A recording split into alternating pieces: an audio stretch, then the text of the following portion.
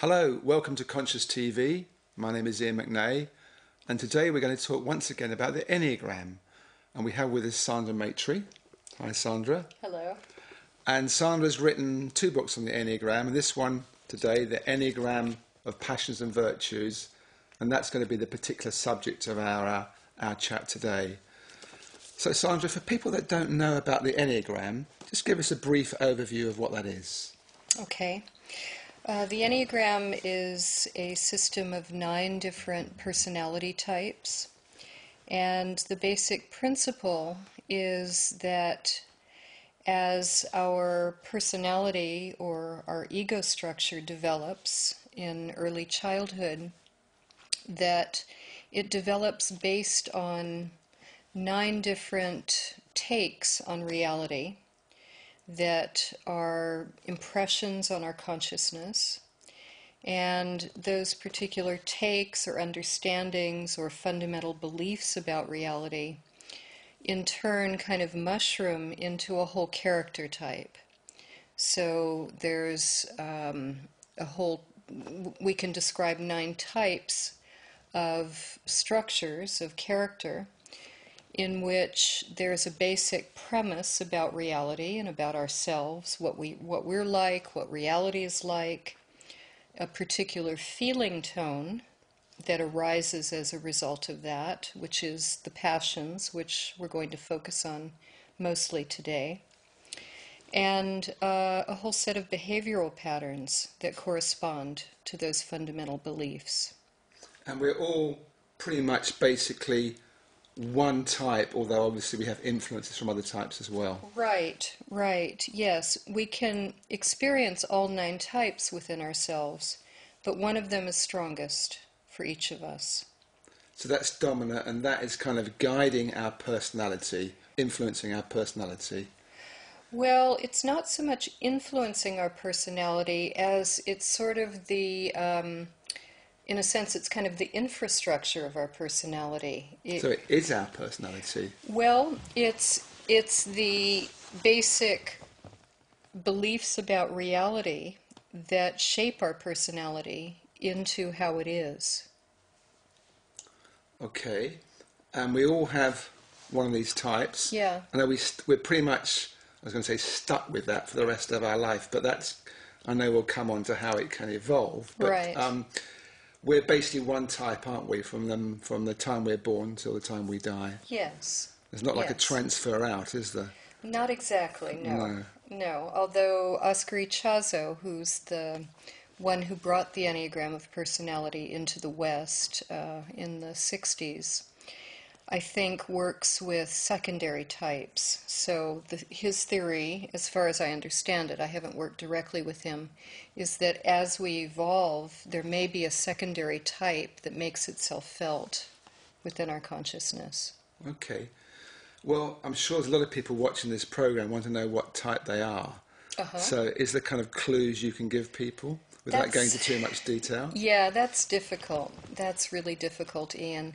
People pick up a book and they kind of fix on one thing in each of the types, and then because they can identify with that, they think that that's their type. But to really know what your type is first of all to understand the Enneagram and to get the whole kind of flavor of each of the 9 types. And if you get that, then you can begin to really feel what you might be. And for some people, it's instant. The moment they hear the 9 types, they get a sense that, yeah, that's what I am. And for other people, they're very, very hard to type. And when you meet someone and spend a little time with them, can you pretty much tell straight away what their type is? Or again, it depends. Some people are easy to type and some people aren't.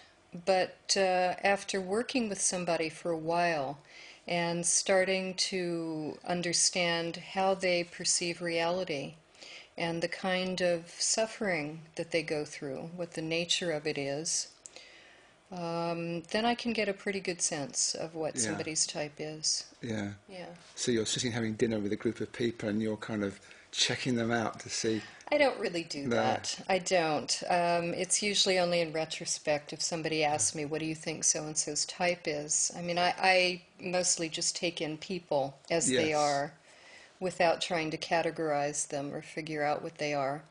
And sometimes if I'm with someone, I definitely get a strong impression. It's like, oh yeah, that person's a 7 or a 2 or, whatever. I must say, I don't know so much about the Enneagram. I know some basics, and I find it enormously helpful, especially if I have a difficulty with somebody in maybe a business relationship or a personal relationship. If I know their type, or I think I know their type, and I understand their type, then somehow I can understand them better, Yes. and that helps our relationship much better. Yes. And they might not realise I'm onto this, or I'm doing this, or I have this sort of extra facility, if you like, of that I'm able to access. But it's good stuff. It's very effective. It's very practical, and that's what I like about the Enneagram. It's so practical. Yes, yes. Yeah, I think it's very useful. Mostly, as you say, to understand other people, as well as ourselves, of course, but it really helps us have compassion for others, which is so important for them, for us, to really get that other people are different than we are, and to understand how they work and why they're operating the way that they are, and not to take it personally, that it's not about us, It's about how they're wired up. Absolutely. So the emphasis on today's program is the passions and the virtues. So what are the passions and the virtues, especially with relationship to the Enneagram? Okay.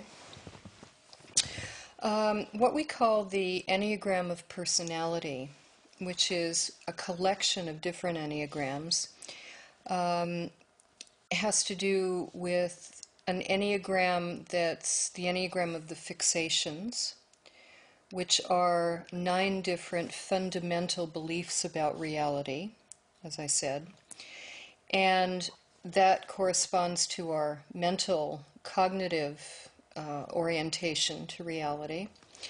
And the Enneagram of the passions has to do with the heart. It has to do with our inner atmosphere, the feeling sense of each of the 9 types. And then there's a whole other set of Enneagrams that have to do with the instinctual subtypes. And those have to do more with behavioral patterns, with styles of orientation to life, really. So you mentioned 2 things. You mentioned the passions and also fixation. So Yes. what's the relationship there? What's the difference? The fixations are 9 fixed beliefs about ourselves and about reality. And they arise as a result of loss of contact with our true nature in early childhood. So the theory behind the Enneagram is that as we develop, as we begin to be able to think, as our nervous system develops, hand in hand with that is the loss of contact with the depth dimension within ourselves.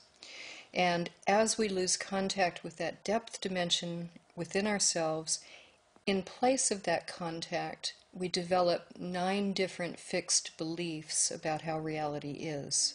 And those are the fixations. So out of those fixed beliefs, we have a whole set of feeling patterns, or we could call them patterns of suffering. These are the passions. They're reactive styles is one way of describing them. They're passionate in the sense that they're kind of knee-jerk reactions, responses to reality. So if something in particular happens, 9 times out of 10, we're likely to respond with our passion, rather than as with an objective response to the situation, to the extent, of course, that we're identified with our personality structure.